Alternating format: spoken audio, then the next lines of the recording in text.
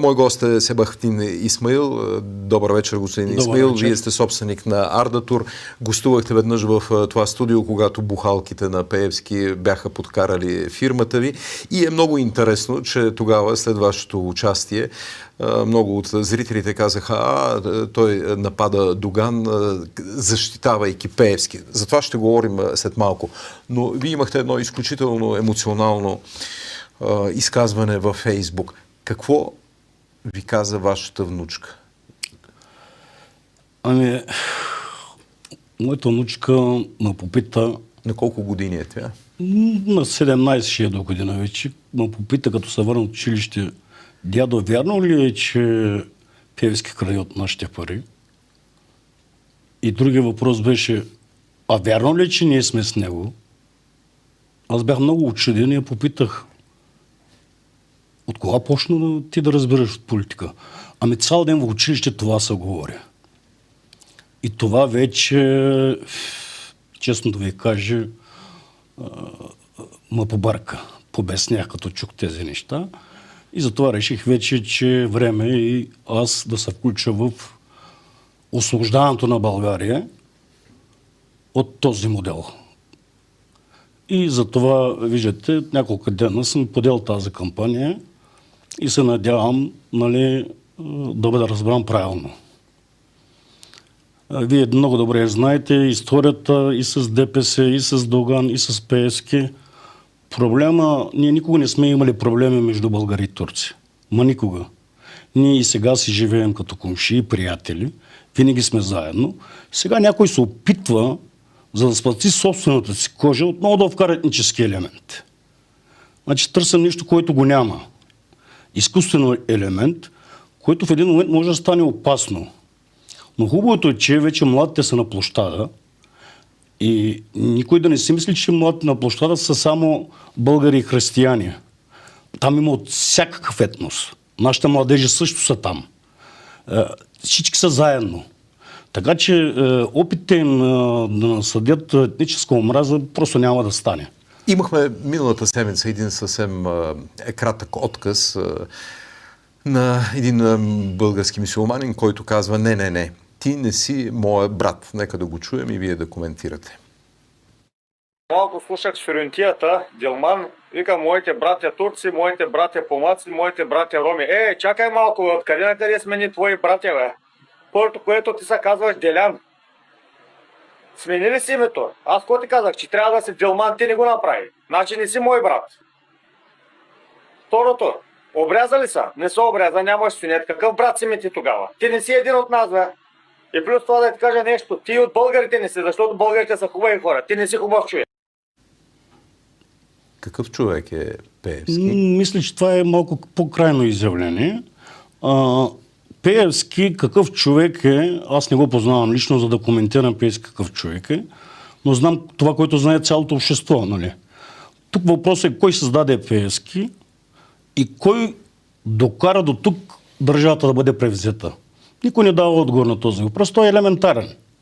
Нали? Като се почне от царя, мине се през Бойко Борисов, който 15 години изгради тази мрежа на ДПС, Валерий Симеонов, Волен Сидеров.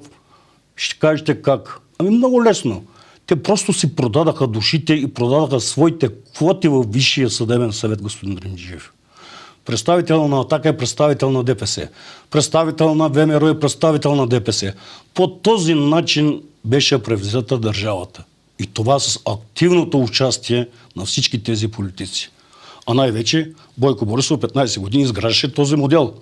И сега всички скачат срещу Пеевски. Забравят Борисов. Забравят и Доган. Забравят и Доган. Но Доган вече е минало. Доган, виждате, тръгна да учредява една партия, която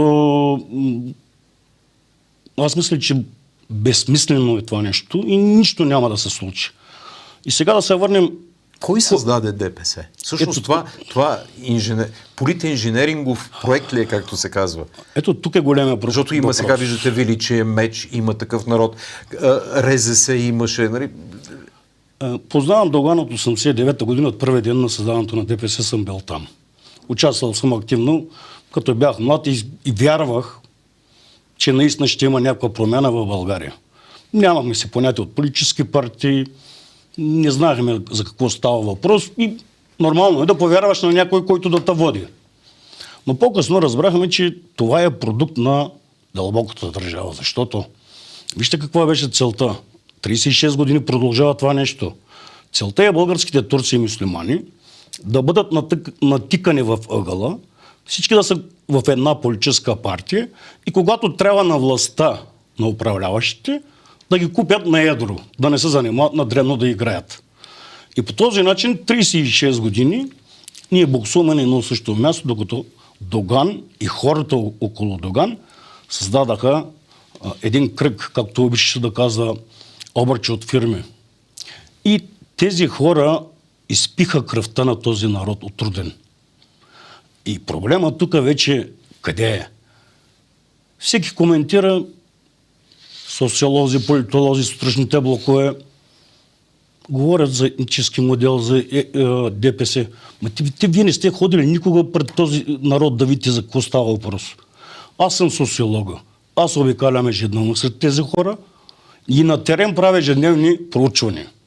Какво така че мен да му попитат какво показват проучването. Питам ви. Защото е много важно в този момент. И след това ще ви питам за тези протести, които организира Утре Пеевски. Какво става долу? Оставете протестите. Долу става врикипи. Да го кажа на народно. Аз и в своя пост записах, че има омраза. Само, че омразата е вече до така степен от поколението Z и тяхните бащи, които бяха прогудени да работят в Европа. Те бяха прогудени от ДПС на Доган. Политиката на Доган избягаха тези хора. Те бяха длъжни да отидат да се изхранват някъде. И те в момента са бесни към местните феодали и дерибеи. Така, Пеевски е на върха на пирамидата. Но те цял ден имат проблеми с местни дерибеи. Селския кмет, общинския кмет, общинския председател, областния председател. А тяхната формула е много лесна. Те първо ти създават проблемите, за да държат винаги зависим, както направиха и с мене. То по-скоро тази атака срещу мене беше казвам ти, дъще, сещай се с нахо. Защото аз съм най-големия работодател в Хасковска област от турски етнос. Колко души? Над 200 души имам работници. И по този начин показаха на този древния търговец, който има хранителен магазин, който има кръчма, който продава домати и краставици. Ето виждаш ли, ако ние не сме ДПС, ти дори не можеш да продаваш и домати на пазара. Това 35 години се наслояваше на хората, че ако не е ДПС, дори ние не можем да дишаме. Нямаме право дори да дишаме. И кой е виновен тук? Виновни са българските политически партии и българската държава. Къде се е чуло и видяло? В 20 век аз съм десен човек. Комшият има е ляв човек. Леви идеи има. Другият центрист, третия крайен националист. Как може ние всички да бъдем в една партия и тази партия да защитава нашите интереси? Възможно ли това, господин Дримджиев? Естествено, че не е възможно. Но къде са българските политически партии?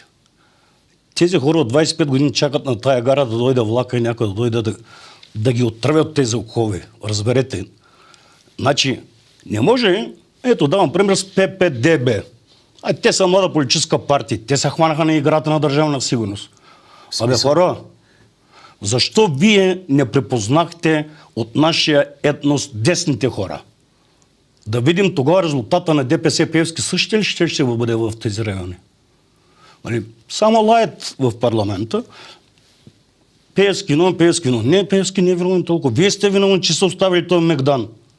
Никой от вас не е стъпил в това село да попита този човек какъв си, искаш ли, не искаш ли. Значи, само си представете, ето резултатите са на лице. В ДПС ново начало има 11 българи парламентарната група. Другата група на Доган има 16. Или от 50 депутата това прави близо 30%. А в другите политически партии да сте видяли турски имена. Ето, когато в другите политически партии видите това нещо, 5 по 10 депутата, тогава вече няма да има нужда от ДПС. ДПС е вредно за нашия етнос. Разберете го, брати и сестри, казвам ви го съвсем отговорно. Няма как с 30-40 депутати вие да прокарате нещо. Връщам се 35 години пак. Кажете ми, един проблем на тази общност да е решен. Аз живея сред вас. Има. Кой е асфалтов път, не знам къде. Аз Салих Троншов съм включил много пъти от Родопите и той каза точно това. Щом наближават избори, идва Бойко Борисов и правят 10 км път. Като кажете за асфалт, сега пак се сетих за нещо. Чудо и пръка сме държава. Няма да спомена името на селото, защото ще ми се разсърдят. Едно село, където живеят 20 човека. Това село... В Родопите ли? Не, в нашия край. Примерно. Те са много такива села. В Хасковско. Хасковско, да. Ние усвояваме 5 милиона лева да направим канализация, асфалт и пречиствателна станция. Естествено, пречиствателна станция няма. Откраднат е. Те крадат. Те не мислят за асфалта на хората. Те мислят как да го откраднат. Кой да вземе тази обществена поръчка? Така че нека да ми кажат от културно естество нещо да са направили за това малцинство. Или някакъв колективни права да са защитили, или някакъв законопроект да са прекарали, с който да се облегчи страданието на тези хора. Аз не помня от 35 години такова нещо. Ето говоря с факта, ако има нещо, което аз не знам, което съм изпуснал да кажат. Вие написахте нещо изключително шокиращо в Фейсбук и това е пряко послание към шефа на Българското национално радио и шефката на музикалната редакция на Националното радио. Ето, виждате ли, господин Дремджиев, след 35 години ние какво говорим, виждате ли? И ми казват, че ДПС Доган ми говорят, още за ДПС ми говори този народ. В Националното радио Хоризонт, аз цял ден слушам Националното радио, между другото, за сега най-обективно предават те, докато и другите радиа не предават кой знае колко обективно. Там има Село и Велико, нали, така интересни журналисти, които им ги слушам. Една турска песен по дяволите, 35 години не успяха да пуснат. Една турска песен. Дори и Таркан. Дори и Таркан, световно известен. Ето разберете докъде ние сме стигнали. И тези наглеци в парламента и ще ми говорят на мене, аз представлявам със страх до някъде. На времето Доган, като не събра 95-та година, ми дойде на къла, ни преподаваше, но те, нали, другите много не разбираха от тези неща. Хубаво да прочетем книгата на Макиавели. Нали, как се държи народа и как. Те хубаво са го чели някой по-късно. Нали, там пише, че, нали, със страх, нали, да управляваме народа. Да, обаче надолу е писал Макиавели, че ако страха се превърне в омраза, идват бунтовете. И сега да знаят, страха вече се превърна в омраза. Така че и само си представете, българския народ целокупни видеа питат защо имат страх тези хора. Ето един пример от миналата седмица. Вие видяхте поведението на два магамена. Имаме ги записи. Дайте сега първо Байрам да видим, който, нали, взриви с този човек. Момент. Работил съм пред 20 хиляди протестиращи. Работил съм пред 20 хиляди протестиращи. И не ли е страх от нищо. Абсолютно от нищо не ли е страх. Започваме да работим. Така, този ли ще му представлява мен? Този ли ще му представлява мен? Вижте той как се държи в българския парламент и само си представете в едно село в Ардино, хората как няма да имат страх от този човек. Той как се държи там. По същия начин Хамид. Отвратителен. Елементарно възпитание нямат. Тези хора ли са каймака на нашия етнос? Ами ето, вижте един българин. Нали? Дайте да видим Цонев. Същата работа. Не, няма да отидете където решите. Не, няма да отидете където решите. Ето на камера го казвам. Няма да ходите където решите, да шпионирате и да дразните народните представители. Разбрахте? Добре, напийте ме.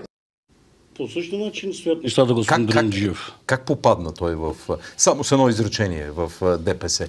Толкова... Аз знам как попадна, да ви кажа. Тогава също аз ги познавам с Христо Бисеров двамата, когато Иван Костов ги изгони. На Доган му трябваше предатели да са при него, за да покаже, че Костов е лошия. Между другото, само по време на управлението на Костов тези хора имаха карантина. Едва ми избутаха управлението на Костов. Оттам насетне всичко тръгна наопаки. Две неща бих искал да поясните. Първо казахте за местните феодали, които всъщност са отдолу властта на Пеевски. Те ли организират утре тези протести и всъщност си казахте, че има вече ярост, която може и гняв, която може да избухне. Не само в Z поколението. Ако нашите хора преодолеят страха, аз за това излизам и призовавам други по-смели от нас да излизнат, да дадат кураж на този народ. Тогава местните феодали не знам къде ще избягат. Те нямат самолет да избягат на някъде. Просто така им се точат хората. Ето от тук го заявявам съвсем отговорно. И ви казвам на местните феодали, спрете да тормозите собствения си народ. Спрете, защото наистина ще видите и ярост и омраза. Но преди да преминем към това, само още един пример, нали, тръгнахме към миналото. Вижте, господин Дренджиев, още един пример, че няма нужда от ДПС и от такава партия. 35 години някакъв регулаторен орган, председател да има турчин. Аз имам необходимия юридическа стаж на 15 години. Давам пример със себе си. Що не съм член на Висшия съдебен съвет аз? Що не съм окръжен прокурор на Хасково или шеф на полицията в Хасково?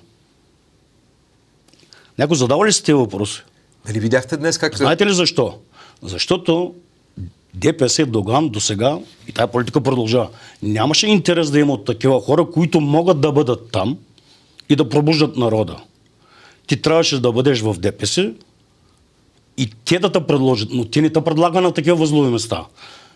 И Доган какво правеше? Всички министерства, правителства, в които той участваше, а те не бяха никак малко, продаваше министерските кресла. Продаваше, търгуваше. 35 години търгуваше, бе, братя и сестри, не разбирате ли?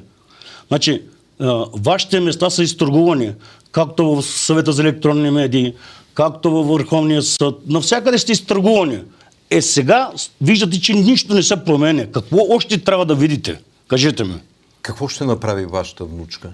Вие какво ще направите? Надявам се българските политически партии след това, което казах днес, да разберат, че трябва да се наместят и то съвсем сериозно. Как? По начина, по който ви казах, десните да дойдат при десните, левите при левите, този етнос да бъде интегриран, реално интегриран в това общество. Има ли време докато съществува тази ярост? Или тя ще се излее преди, защото това не става от Ако говорим за сегашните избори, все още има време, но да не очакват големи резултати. Но ще има резултати. Необходими са да минат 2 цикъла на избори. И тогава наистина ДПС ще бъде под бариерата за влизане в парламента. Нали видяхте тъй като говорихте за Кърджали и тамошния шеф на МВР, нали видяхте, ето ги кадрите от Кърджали, как са отцепили все едно, че папата идва в града, защото идва Пеевски. Ето го тук този муджахидин, който е известен от София, и след това отзад вижте как вървят колко джипа на колко охрани. Какво предвижда всъщност Пеевски? Чухте и предупреждението на Боец, който казва гражданското сдружение, не изключваме провокации. Този протест, само да кажа, не е на ДПС. Този протест се организира подмолно ДПС, ГЕРБ, ИТН и БСП. Това е общ протест. Обаче Борисов пак се прави на лисица, нали? Аз ще ви дам пример. Ето аз живея в Хасково. Хората на ГЕРБ обикалят и събират хора за протеста. Общинска администрация от близките градове ще дойдат на протеста. Това е целта, да се покаже, че ДПС има много народ. От една страна, и от друга страна ГЕРБ ние нищо не знаем. Нали? Както винаги, той Бойко Борисов нищо не знае.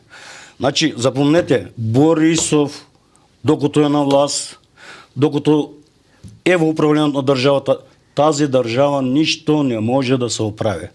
Понеже казахте Кърджали, днеска на вас ви направи впечатление, че Пеевски го пазят. Това не е нещо ново. Нали? Те винаги го пазят. Но на мен ме направи страшно лошо впечатление присъствието на главния мюфтия там. Добре бе, религията какво общо има с политиката? Когато вече намесваш и религията в политиката, това нормално ли е? И районния мюфтия. Каква работа има мюфтията на политически събития? Хубаво, аз не съм последовател на определена партия. Но аз съм мюсюлман, трябва да дойдеш утре да ме погребеш. С какви очи? Значи, все едно българският патриарх трябва да излезе на протеста и да призове протестиращите, дайте да свалим това правителство. Това също вече, тук вече се насажда омразата. Нали говорим за омраза? Ето, от утре ще има омраза в този регион, защото не всички го подкрепят. И тези, които не подкрепят определена партия, като видят своя мюфтия там, как ще реагират тези мюсюлмани?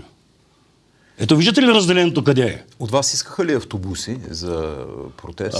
От мен, аз предварително казах, че повече автобуси за никакви протести мои няма да излезнат от моята фирма. Какво очаквате да стане утре?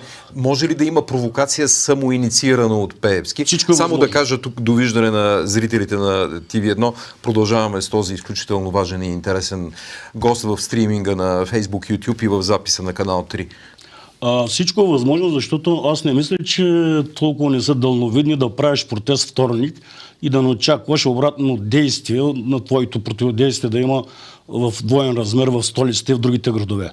Тоест, с този протест са сели дано да греша, дано да не са стигнали чак до там да са побъркали, да не нагнетят някакво етническо напрежение. Знаете, ако не знаят някои историята, да видят Сараево, как е започнала нали, там всички тези истории в Босна и Херцеговина. И затова молбата ми е утре да бъдат много внимателни. Още повече, това е въпрос на национална сигурност и Държавна агенция на национална сигурност тази вечер не трябва да спи след това, което се говори. Главна дирекция на национална полиция не трябва да спят. И ако допуснат това нещо, тези хора вече не знам какво трябва да се прави с тези хора. Никой не може да оправдае, че не видяли, не разбрали, не чули. Ма никой. Това е най-опасното нещо, което може да се случи. Силно се надявам да разбират сериозността на този проблем. Два типа гняв ли има в момента в българското общество? Единият на, да ги наречем, на българите, другите на българските турци. Българите са гневни заради корупцията, кражбата и наглостта, а българските турци, освен всичко друго, че, както казахте и цитирахте Мартин Лутер Кинг, моята мечта не се изпълни, да бъдат равнопоставени. Тоест, тези две реки на гняв. Честно да ви кажа, гнева е един и същ. Само, че в Турция още по-голяма е гнева, като прибавите допълнително този гняв, който държат в себе си. Мен ме питаха и ми звъняха много приятели, имам и проблеми дори в моето семейство, които от страх викат, ти ли си човека, който ще оправя България, ми зададаха този въпрос. Ти ли си най-умният, ти ли си най-смелия? И на тях им казах едно стихотворение на времето на един поет Назим Хикмет, който е живел от 1903 до 1961 година, родом от Солун. Тя е много стойностна. Ако ти не изгориш, ако аз не изгоря, как ще излезем от тази тъмнина в светлина? Това значи, че ако аз не излезна, ако ти не излезнеш, ако всички мълчим, как ще се оправи тази държава? Какво ще наследим? Какво ще оставим на нашите внуци и внучета? Какво ще оставим? Една развита държава, една мафиотска държава, държава, където няма никаква справедливост, няма никаква ценностна система. Това ли ще оставим на нашите деца? Ето за това всички заедно сряда на площада. Много ви благодаря. За това, че не се страхувате и за това, че дойдохте от Хасково. Наистина не се ли страхувате отново бухалките да се стоварят от вас? Не, те ще се опитат, но този път, като дойдат бухалките, да му умислят местните феодали. Те да му умислят. Защото бухалките не идват директно, идват през тях. Те много добре знаят в какво са намесили миналия път.